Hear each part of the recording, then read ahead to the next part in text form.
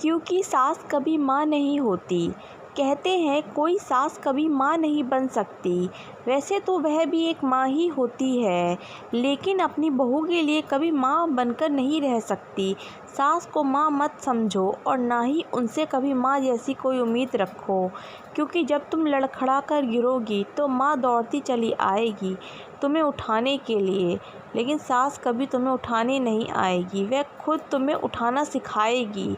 जब तुम पर या परिवार पर कोई मुसीबत आती है तो माँ हमेशा आगे ढाल बनकर खड़ी रहती है, लेकिन सास तुम्हें आगे खड़ा करके ढाल बनकर लड़ना सिखाएगी। तुम सुबह देर तक सोती रहो, माँ तुम्हें कुछ कभी नहीं कहेगी, लेकिन सास कभी तुम्हें सोने नहीं देगी। वह तुम्हें वक्त पर जगाना और सतर्क रहना सिखाएगी। तुम कितनी भी देर तक दोस्तों से बातें करो, पूरे दिन फ़ोन पर लगी रहो, माँ तुम्हें नहीं रोकेगी, लेकिन तुम्हारी सास तुम्हें हमेशा रोकती रहेगी, ताकि तुम एक ज़िम्मेदार इंसान बनो और वक्त की कदर करना सीखो।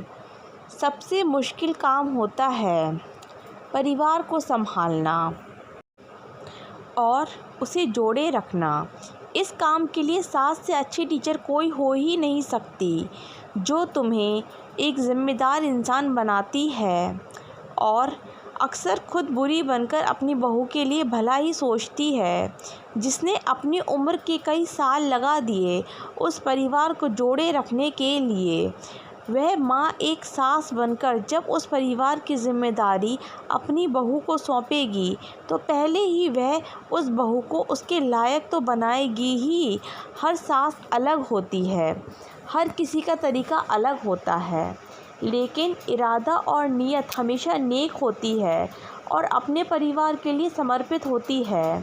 वह तो सास को बुरा दिखाकर टीवी सीरियल्स वालों ने सास के लिए नफ़रत भर दी है, वरना पहले बहुएं सास के बारे में इतना भी बुरा नहीं सोचती थीं।